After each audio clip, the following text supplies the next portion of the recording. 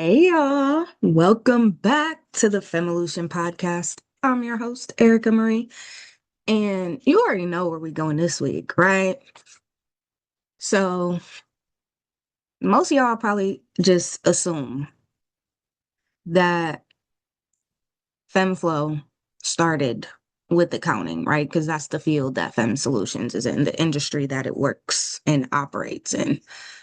But truth be told, that ain't where it came from, all right?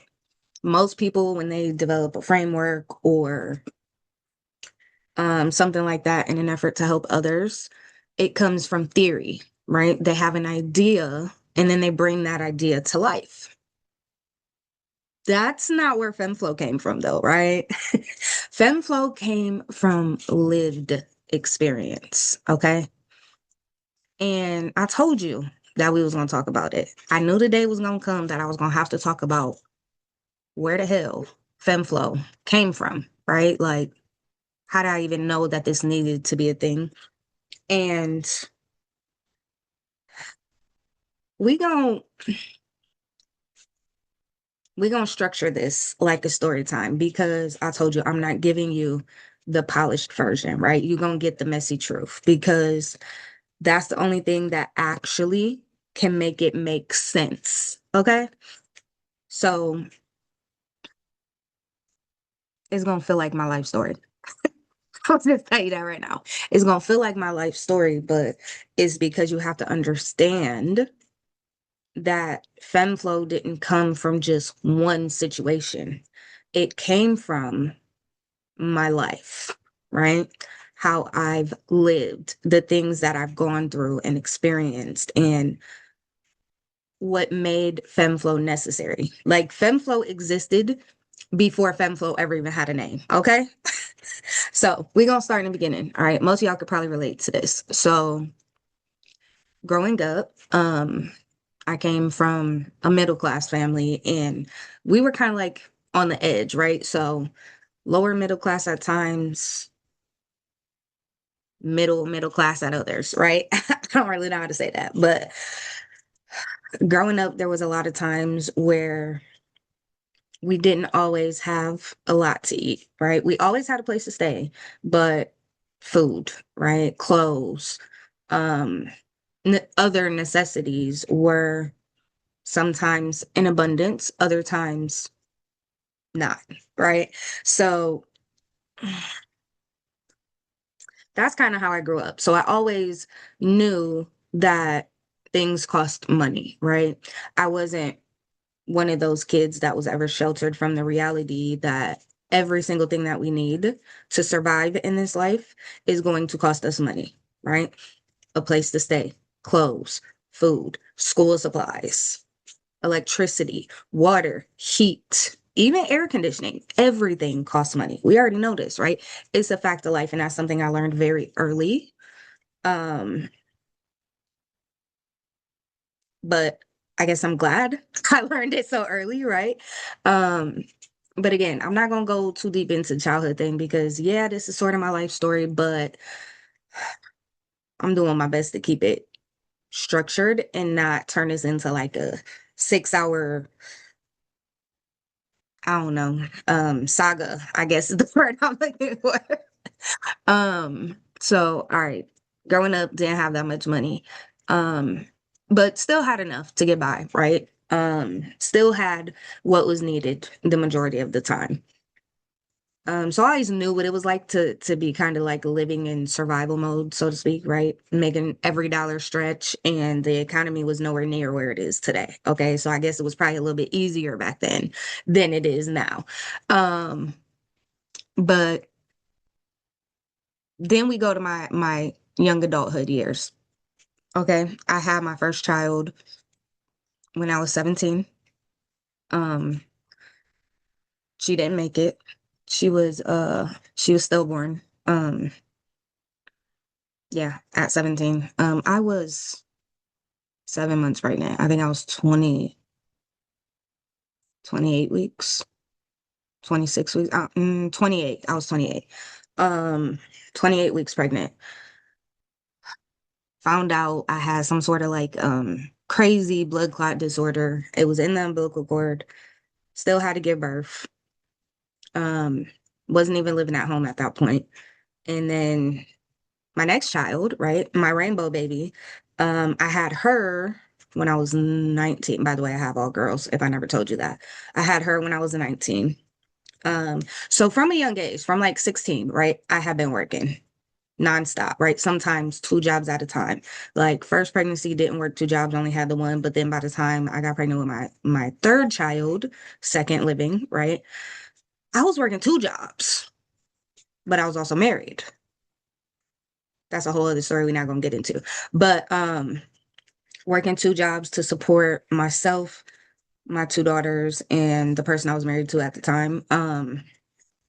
Again, we're not gonna go there. But so just constantly working, constantly struggling though, right? So now I lived the struggle on the other side of it when I was growing up, right? I wasn't the one that had the pressure to put food on the table and clothes on my back and make sure I got to school and make sure um I had a place to stay, all those things. That wasn't technically on me, right? I felt the pressure, but being an adult and then being the one that the pressure actually falls on a deeper level was just completely different, right? So, man, I can't tell you how many times I barely slept because I had to work two jobs. I had to make sure that, I took care of this beautiful little baby that I had and the new one that was coming, and also make sure I'm taking care of myself because all my pregnancies were high risk because of that blood clotting disorder. It was a lot, right? It was a lot to handle being a young adult. And sometimes I don't even know how I got through it, right? Like even to this day, sometimes I'd be amazed, like, man, I really got through that, right?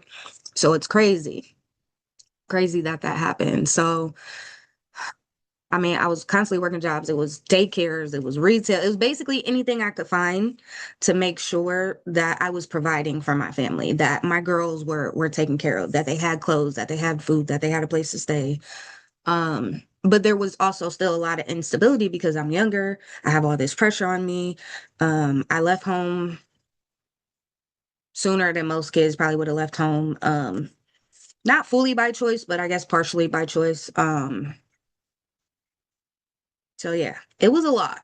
So then I understood what pressure actually felt like, right? Like the weight that gets placed on you when you're no longer just responsible for yourself, or you're no longer having someone else be responsible for you. And now you have these beautiful little human beings depending on you to give them a good life. And you knew how you grew up and you didn't want them to have to struggle like that. Um, but you didn't really have much of a choice, right? We all played a hand we're dealt. So any job I could get, I took it. I would work hard, show up to work, do what I had to do. Um, Fast forward to 2011, had my third daughter that's living, so technically fourth pregnancy, right? Um, Same thing, working, working, working. Never really had too much time to spend with them because I was constantly working. Um, because again, gotta provide for my family, right? Then 2012, I had my fourth living daughter and my final one, right? I stopped after her. I was done. Okay, five pregnancies, four babies, all girls, right? Never mind the fact that I wanted a boy, but it's cool. I don't think I'd have it any other way now. I love being a girl mom, even when they get on my last nerve, right? Because girls. But had my last daughter 2012, right? Still working multiple jobs. At this point, I had one job that was overnight, right?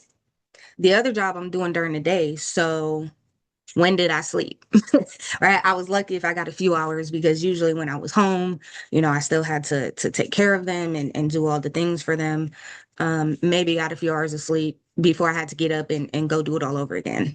Um, and then 2013, well, for 2012, right? I had my last daughter, my baby, my youngest. And she had a lot of health issues. She has a very rare disorder. It's called MECP2 duplication syndrome. If you don't know nothing about it, Just look it up. It's very rare. It's even more so rare when it comes to girls. And it comes with its own sets of challenges, right? So my youngest is completely nonverbal. We're not gonna go like too much into that, but bottom line, at this point, I now have four little girls that I'm responsible for, making sure I'm doing everything for them. They have clothes, they have food, they're getting to school for the older ones that were starting school. They're um everything that they need is met, right? Finally got stable, got my own place, didn't have to be living with others or bouncing place to place. And all the things that came with my youngest, right? She was in the doctors a lot. She had to have surgery. She was in the hospital for her first birthday, spent it in the hospital. Um, yeah. So, but here's what happened 2013, okay? Here's what happened that really changed everything for me. So I said all that because it's still important to where we're going, right? So even though I didn't expect to go a little deep, well, go as deep as I did, even though you're probably like, girl, you still ain't even go deep, but I went as deep as I could go without risking getting emotional. Okay. So give me some grace. All right. All right. 2013. I'm working two jobs, one at night, one during the day, barely sleeping. All of a sudden, I can't get up, right? Like it's almost like my body shut down. I had so much pressure on me. I'm like the sole provider for these beautiful children, and I'm married. So I should have help, but I didn't have help. Again, we're not going there. I'm just saying it's fact, it's part of it, right? That's why my pressure was so intense. And so I think it was in September of 2013, September 26th, 27th, somewhere around there. I took my nap. I was getting ready to wake up. Well, I started waking up because I was getting ready to go to my night job. Um, when I got up, I was just super dizzy, right? I couldn't stand. It felt like everything around me was spinning. My head was killing me. I felt so run down from all these years where, I've been just carrying this pressure. And through that time, right, I will say throughout my entire life, even to this day, I am blessed to be able to say that I have never gone without shelter, right? We have never been to the point where we had zero food and my kids couldn't eat.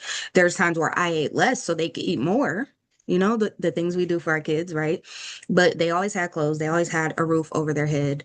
I always provided for them, despite the situation, right? And so when I wake up and I'm super dizzy and I can't barely even stand and my head is killing me and I had to call off work and I was so upset that I had to call off work because I really needed the money, obviously, right? Like it wasn't like I could afford to miss work. And went to the ER. Um, they told me I had vertigo, but they did I think it was a CAT scan or an MRI, something like that. Um, just to make sure because I had that horrible headache. They sent me home. And I'm just over here like, damn, I called off work because I had vertigo. Like, bro, that's the dumbest thing. It's basically just like your middle ear being imbalanced or something. And I'm over there feeling so dumb. Like I just called off of work because I had something so simple that just said that I needed to rest, basically, or whatever the hell they said. I don't even remember because that wasn't all it was, right? But they sent me home, and I kid you not, I was home maybe 5 or 10 minutes, if that, and I get a phone call. It's the hospital. Hey, we need you to come back in. They did a final read of your CT scan or your MRI. Again, I don't remember which one it was. Okay, I don't know if it was a CT or an MRI. I just know it was one of them. I think it was a CT though, but they said we did a final read and we found something. Now I'm freaking out because first of all, I was just beating myself up about the fact that I called off work because I got dizzy, right? And I'm over here like, damn, I just overreacted to the fullest. But then they tell me that I need to come back in, right? They don't tell me why. They just say we need you to come back in. Like it's important that you come back in right now, right? Okay. I let my husband know, hey, gotta go back to the hospital. They said they found something. Nah, I'm not finna get emotional. Hold on. Uh Okay, I can do this. I got it. All right. So they told me to come back in. I came back in. They take me to the back, put me in a room. They tell me they're admitting me. I'm like, what's going on? You know what I'm saying? Like, what is going on? Why am I here? What happened? And they're like, you have a brain aneurysm. And, we're worried that it's gonna burst. And I'm over here like, what the fuck? I'm 25 years old at this point, okay? 25 years old. And I just got told that I'm gonna have to have brain surgery. Not months down the road. I ain't have time to prepare, my bad. Right? Like it needs to happen ASAP. You gotta go see this neurosurgeon, but we're gonna keep you here for observation for the time being. You need to see this neurosurgeon. You gotta have surgery. Like I was in surgery within like a few days. No lie. I think it was like sometime within the first few days of October. And my second oldest daughter, her birthday is October 15th. So I end up having this surgery that I was not prepared for that basically was meant to save my life, right? Because it was, I think they said it was like 6 millimeters or something, which sounds like it shouldn't be a big deal when you think about how small millimeters are, right? But and I could be wrong that it was millimeters. It could be centimeters, but I'm pretty sure it's millimeters. I'm pretty sure that's how they measure it because it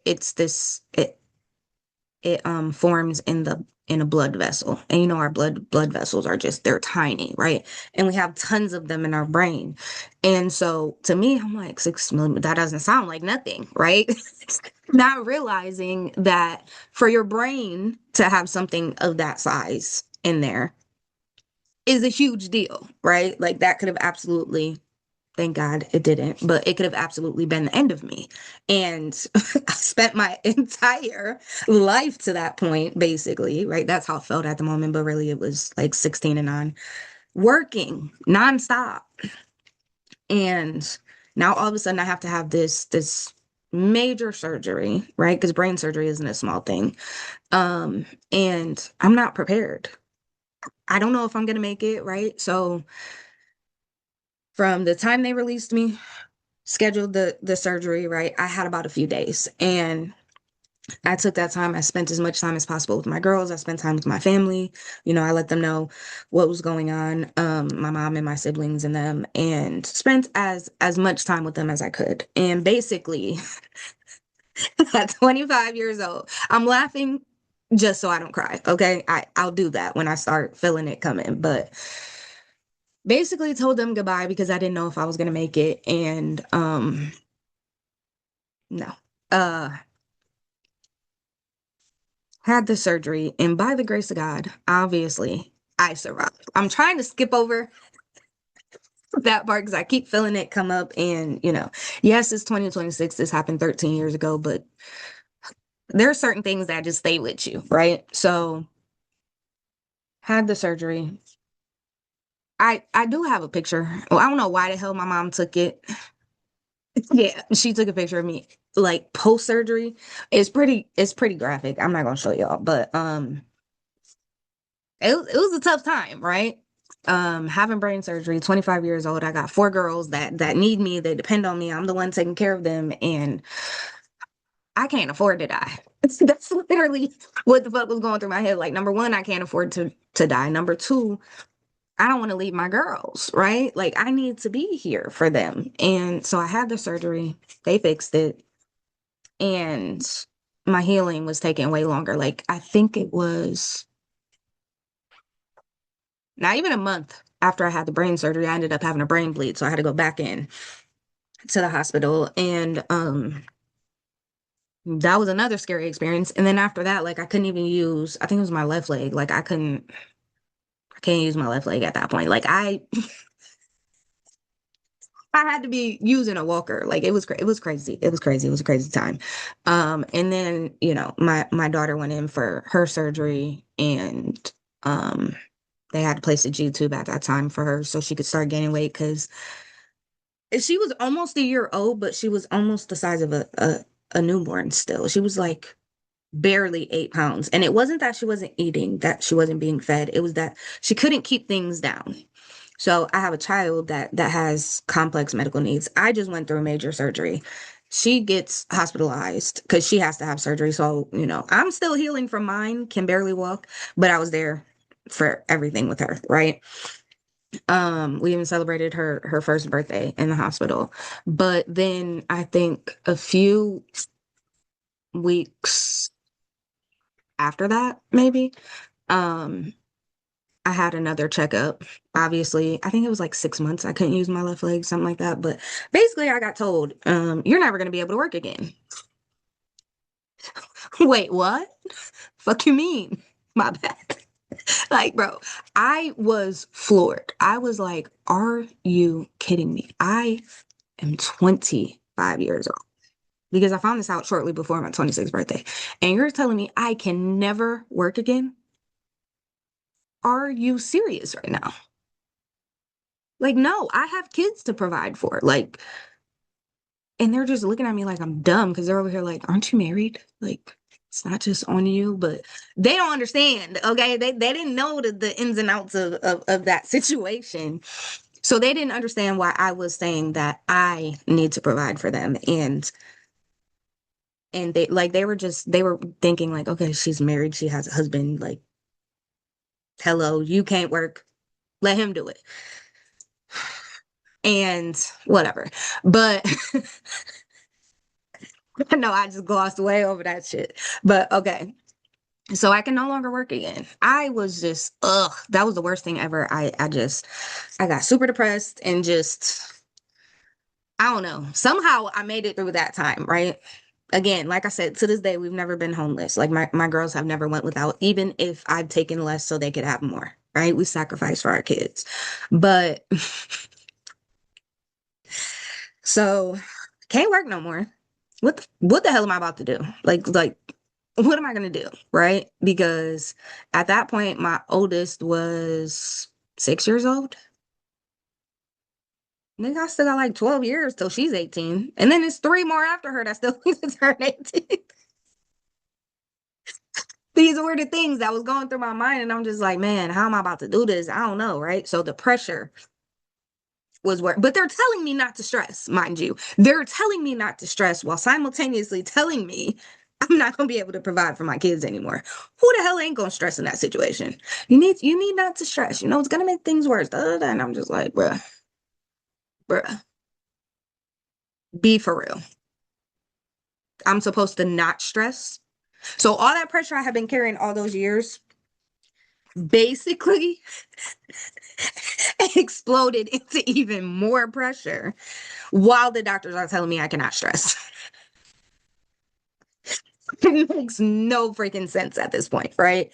So, whatever. Again, whatever. Got through it. Um, Obviously, I kind of figured out a way to still be able to provide for my children without being able to work. Um, Eventually got divorced, I think like 2 years after that, barely, right? Um, so 2013 aneurysm, by 2015, I'm divorced. I had it. Enough was enough. Decided to go back to school because hello, I can't work outside of the home, but shit, I could be a business owner. I could do something to bring some money in. Um, I was basically already a single mom anyway, so the divorce was to me was more like a formality because it wasn't increasing any pressure, right?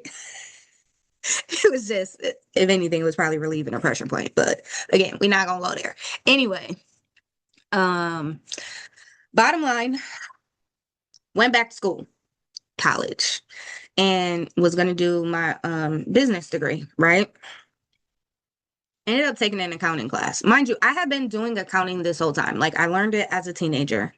I had helped my mom. I had always been doing it. I've always done my own taxes. I've always helped family members and things, do their accounting. Never really fully worked in the accounting field, but I had enough experience with it. I was using it enough. I was helping friends, family members, do their taxes, do their books for businesses they own, things like that. So I had the real life experience.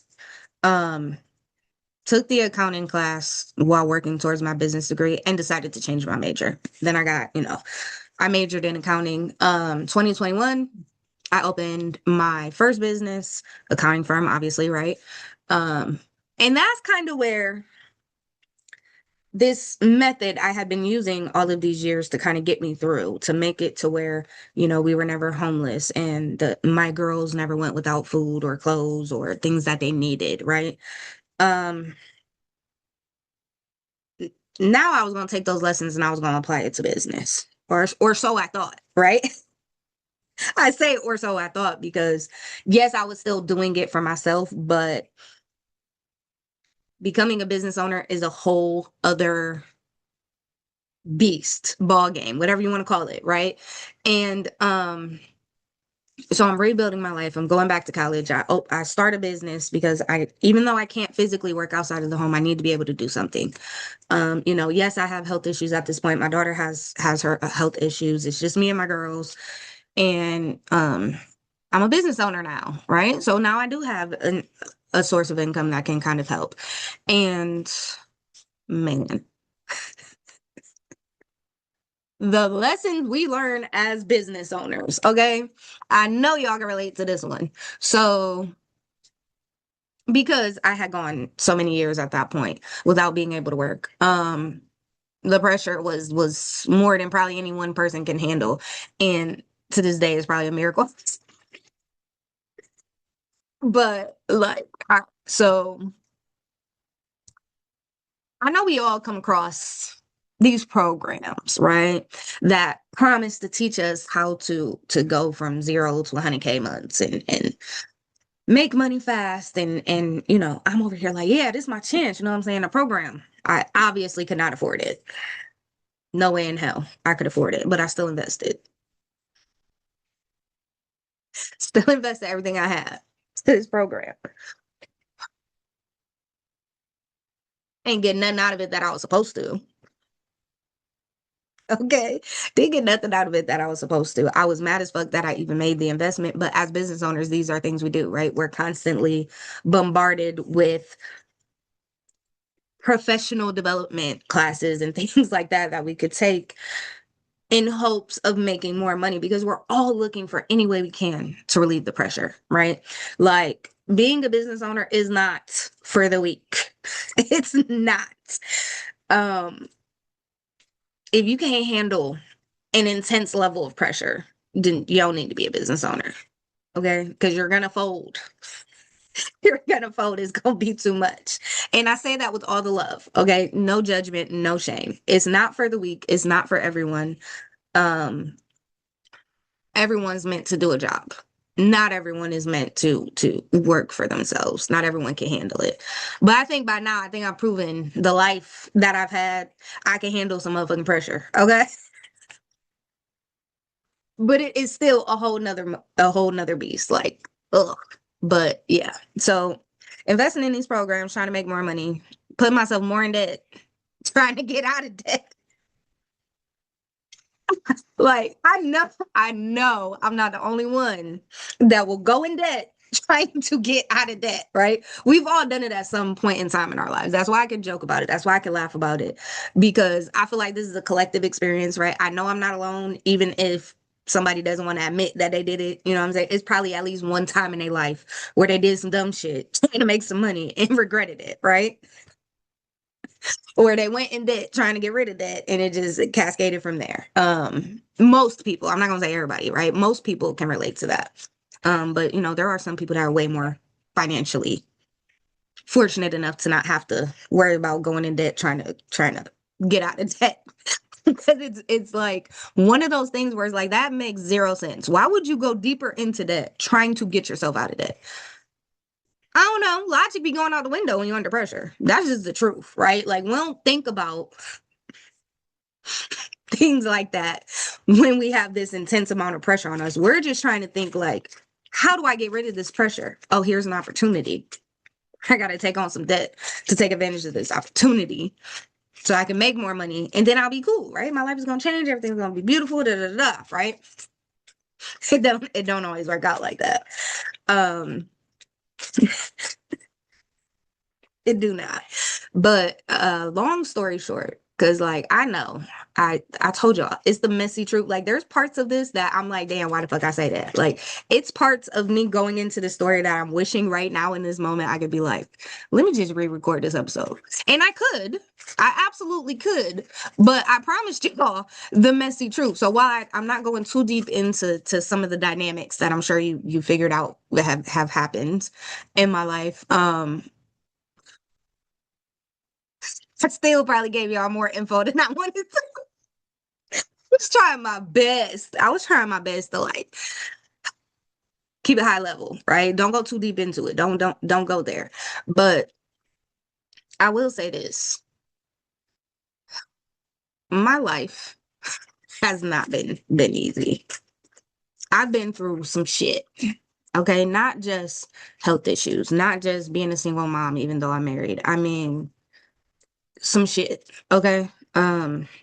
Some things that I'm not gonna go too deep into because I don't want to traumatize nobody, right? But I mean, I was in a situation where I almost lost my life from someone that was supposed to be protecting me, and it took everything in me to have the strength to leave. So before you freaking judge me, because I'm over here talking about all this crazy shit, and you're like, nigga, what that got to do with FEMFlow?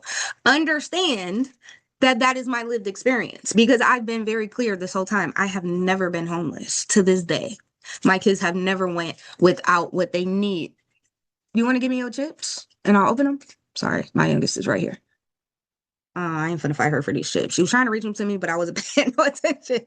That was a good distraction. I think I needed it at that moment, or I probably would have cried. But throughout this whole journey of mine, again, I've never been homeless. My kids have never been homeless. We've never not had clothes. We've never not had at least some food, right? We've never had the light shut off or the water shut off or the heat. You know what I'm saying? Like through it all, I always managed to take care of our basic needs, no matter what I was going through.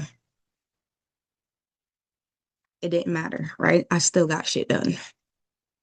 So yes, my life story absolutely matters to FEMFlow because I did all this without FEMFlow having a name, right? Then I started my business, fell into that trap that most of us fall into where we're trying to make money quicker, grow our revenue because we think that that's going to solve all our problems. And then, we take on debt, take it out of debt, that whole thing, right? But through my time with that business, unfortunately, I did experience the statistic that we all know very well about small businesses failing, right? Having a high failure rate. I experienced that through, some clients, some friends. I've seen it happen over and over and over again, right? Have a business idea, start a business, doing well, make the mistakes we all make because we're all human, right? And next thing they know, they lose it all, right? They don't have their business. I watched them succumb to it. I've watched business owners succumb to burnout. I've burnt out more times than I can count, okay?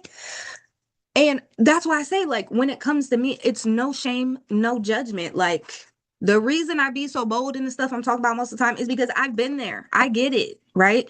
It's not me shaming you. It's not me trying to make you feel bad about the choices you've made. We are human, right? We live and we learn. We all make mistakes. We all deal with situations the way we deal with them, okay? Everybody is different. And that's the beautiful thing about humanity, right? Is that while we're all different, we also do have shared experiences, right? Things that remind us that we're human and that we're connected. Girl, every time I reach for the bag because you're reaching it to me, you pull it away. Are you gonna give it to me or not? We playing musical chairs with a bag of chips, I swear. This girl. Okay. But again, like we all have shared experiences, right? Like things that remind us that we're human and that we're all not so different. And while I don't go too deep into things, it's just because I want to go deep, right? But I know we'll be here forever if I start going too deep into some of these situations. I just needed you to understand like FEMFlow did not have a name. I was just using it through all those years, right? To make sure that we survived, that we never were drowning so bad that we lost our housing or our food or our clothes or lights or water or anything that we needed to survive, right? I I got through that using FEMFlow, but it wasn't called FEMFlow back then. It didn't become FEMFlow until, like I said, I started experiencing and well, witnessing, right? I was already experiencing it. You already know that. But I started witnessing the same thing happening to family, friends, other business owners that I was working with, seeing them burn out, seeing them lose everything, seeing them be so defeated. And I am a very empathetic person, so it broke my heart to this day when I see someone struggling. Even though I may not be the richest person in the world, right? I will give you the last $5 to my name if I feel like it's gonna help you, right? Like I don't have to know you. I just have to see you, right? And when I see you and I see that you need help, I'm gonna help. It's just who I am. I don't know how to be a different way. Okay. I don't know how to be detached from shit. I don't have that luxury. I am very empathetic. I'm a deeply feeling person. And when I see somebody struggling, it is my instinct to reach for them, right? And do what I can to lift them up. And sometimes I do it to my own detriment, right? Sometimes I sacrifice too much helping others. And I had to find a balance. And it took me a long time to find the balance. Yeah, I found it. Okay, don't even. I found it. But it took me a long time to find it. And so using FEMFlow without it being called that for all of those years, I finally realized like there are so many people that could benefit from the way that I have been managing my entire financial life, right? Um, so many people that could benefit from it that could use what I've learned works, right? Because if y'all knew how poor I've been at times, y'all would probably be like, how the hell is it that you never lost your housing, never had your lights cut off, your gas cut off? And most of the time, I'll tell you, I don't know. I just do, right? But I think it's just because at that point, I didn't have a name for it. Now I could point to it and I could be like, FEMFlow, right? Like now I have a name for it. I have a name for what helped me survive all those crazy years and everything that I've been through without putting me to the point where I had nothing, right? Before I'd be like, I don't know, shit. That's also part of the reason, like, of how I got my nickname. Like, that's the deeper part of it, right? Because I be working motherfucking miracles. Like, motherfuckers be thinking it's magic. Like, you only got X amount of dollars in your bills. Is what? How the hell are you doing? I don't know. I love Harry Potter, so I'm the Hermione of numbers, right? I'm making magic with the numbers, making the shit work, right? We do what we got to do. We don't always think about it. Um, but now again, I can say FEMFlow. FEMFlow helped me through, right? Now it has a name. Now it's a full-blown system, right? A protection first system. And now I can help others with it. I can take everything that I've been through, the good, the bad, the ugly, right? Everything that I learned, everything that I did instinctively through those years. I got it all out of my head, right? I don't know what the hell made me sit down and start thinking about it one day, but I did. Honestly, I think it was just a message from the man above, like, hey, this is your calling, right? This is your purpose. This is why you're here. And I got everything out of my head. And it was a lot. Okay. It was a lot. That was a long process to get it all out of my head and turn it into the system that it is. Not that it wasn't already there, right? But I needed to organize it because now it needed to be translated to be able to help others, right?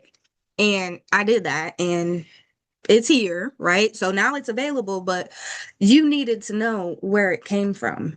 And I know this episode be crazy. Y'all probably like, what the hell, girl? What?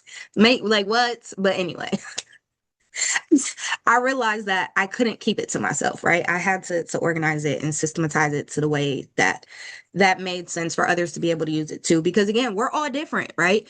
And that's one of the beautiful things about FEMFlow and Protection First is that it's built for real life. It's built for pressure, right? It came from that. And it's also way more flexible than you might think, right? I know most financial advice, if not all, talks about being disciplined, budgeting, and doing things in a certain order, and X percent goes to this, and Y percent goes to this, and yada yada yada, right?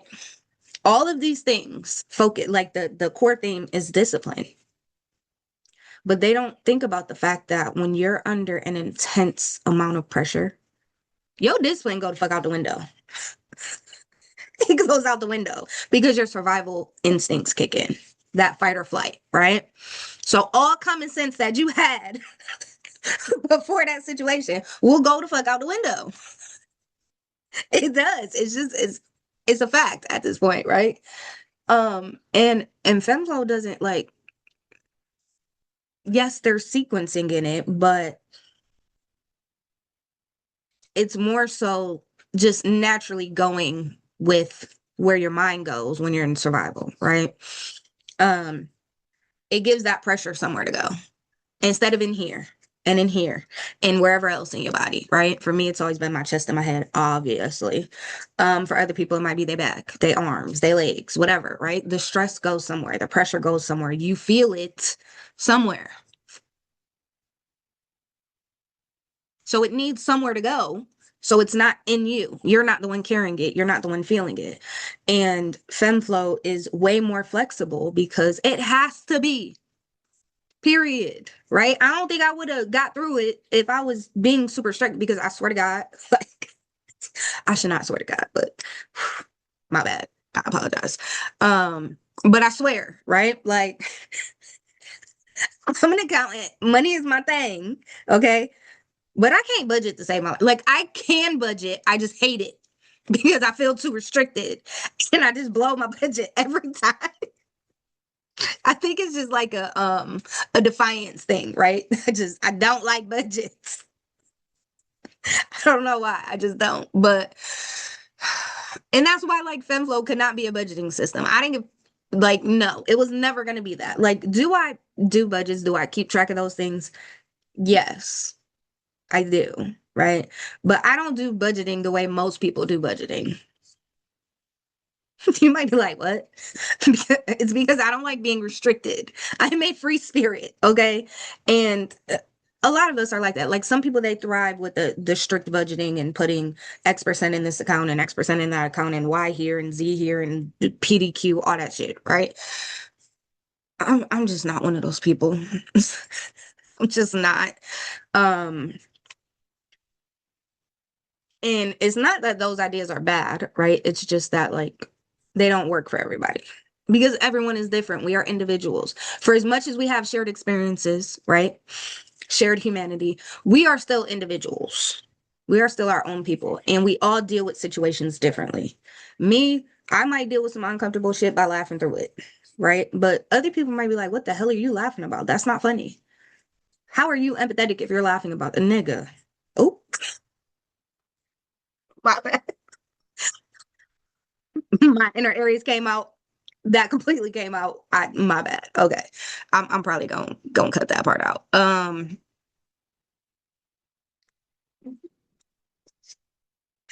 Bro. All right. So I don't even know where I was. I just completely lost my train of thought because I was like, bruh, you're fired. You're fired.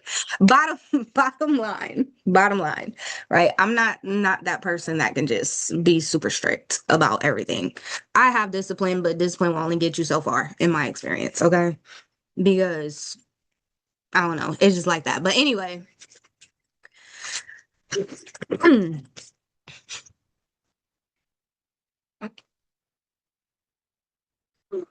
oh man, I told you this episode was gonna be crazy, but I didn't think it was gonna be this crazy.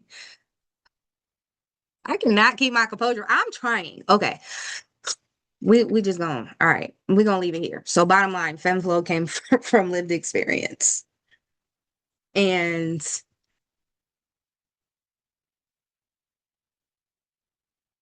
I systematized it for other people to be able to use it. Look, I'm trying. All right. I know y'all see me looking like, how can I bring this back home? Because I'm trying to organize my thoughts because shit happens, right? Like this was for me, even though I haven't really shown the emotion, I know y'all see me laughing so much. And I do laugh when I'm happy, yes, but I've even been laughing through the uncomfortable parts, right? And it's just one of my coping skills, apparently. But so yeah. I externalized FEMFlow. I realized it can help so many people. It's my calling, it's my purpose. That's what I'm gonna do. And it didn't come from a happy place. It didn't come from a desire, right? It came from necessity. It came from the mess. It came from the pressure, the intense level of pressure, right? It got me through all that. It was born in that. It was the thing that I was doing for all these years that I didn't have a name for, that I didn't know other people needed because I thought it was just me, right? A lot of times when we're struggling so much, we feel very alone. And bruh, we we feel super alone. Like it's us against the world, right? And FemFlow came from that, got me through that, and then I realized that I could help others. So I did what I had to do. I did my duty, right? And systematized it and did what needed to be done so that it could be brought to others. Because I really do feel and know, right? That now you give me the shit. That hold on. There you go. Or not. There you go. Okay. I really do feel like it can help so many people because there are so many of us that just we're drowning, right? Financially. We're struggling. We're going through a hard time. Um and there's some of us that are just falling into the trap of doing everything we can to make more money and we finally start making more money, right? And then our expenses just rise to meet that new income and it becomes the new minimum. And it's just this vicious cycle because we don't realize that we shouldn't be focusing on profit and more income. That's not going to create the protection or the relief that we have been chasing, right? We need protection. More income is not protection, right? It's just like I said, a higher minimum because the more money you make, the higher your expenses go. And we all get stuck in this hustle hard mentality and sacrifice everything, right? Burnout. If you're not putting everything on the line, then you don't care. And truth be told, it's bullshit. It is 100% freaking bullshit. I'm over here cussing and then I say freaking instead of fucking. Anyway, it's bullshit. Plain and simple. Why the hell should I have to work myself to the bone, damn near lose my life trying to make a better financial situation for myself and my family, trying to give my kids a better life? Why is that the only way? There has to be something better. Why are we in a rush to go into debt to get out of debt? What sense does that make? When we really sit back and think about it, it doesn't make any sense. It don't. And obviously, I had this system I used all these years. I made it available. I gave it a name, right? And that's why we're here. That's why the Femolution podcast exists. That's why Fem Solutions Ltd Co. was created. It all led us here to where you and I found each other. And you learned what got me through all these years. Why I'm the Hermione of numbers, right? Why I can make magic happen when most people be like, how the hell you find a way when it was no way? I just did, right? And I think this was the perfect way to end season 1 of the Femolution podcast because y'all had to understand the origin story, the messy version, right? None of this was polished. If this was polished, you think I would have said half the shit I said this episode? Hell nah, hell nah. I told you I'm still questioning why I said half the shit I said, but I mean, obviously it needed to. Watch out. I'll open it. There you go. Bye. Love you. Again, sorry. That's my youngest. It like I don't know. I feel like the truth mattered more than making it make sense the whole time. Like if I didn't be honest about where it came from and how it got me through, I'd be doing it a disservice. I'd be doing you a disservice, right? Myself a disservice because it wouldn't be the truth and it would just be this polished story because everyone wants to focus on, oh, only pay attention to the good stuff, right? Make it polished, make it clear, make it this, make it that. And it's like life ain't like that. Life is not polished. Life is not perfect. Life is not freaking a linear journey, right? It has ups and downs. Sometimes we running in circles. Sometimes we're stuck on hamster wheels. Like nothing is a straight line for most people. I'm sure it's probably like you know what? Nah. I would say I don't think anyone's life has been linear at the end of the day. Everyone goes through ups and downs. I don't care who you are. It's just part of the human experience, right? And FEMFlow came from the human experience. It's made for the human experience. It exists so you don't shame yourself when you make that decision that you wish you didn't make in hindsight, right? Because we all say we love to be like hindsight is 2020, right? If I knew then what I knew now, um, my life would have been so much better. But point being, we're not supposed to know what we know now back when we needed to know it, right? That's why we live and we learn. But yeah, y'all had to know where FemFlow came from, not the pretty polished version, but the raw, messy truth. And I hope that this episode did that for you. I hope that this was an amazing end to season 1 of the Femolution podcast for y'all. It's been a crazy ride for me, for sure, right? I will say that. And we're going to switch it up for season 2, okay? I'm not going to do episodes every single week. We're going to switch to bi-weekly episodes. This girl almost hit me with my dough. Okay, go, walk. I love you, but go. There you go. Bye. Go get on my bed. You okay? Ooh, ooh, ooh. Don't. Okay. You got it? All right. Okay. Sorry. Um,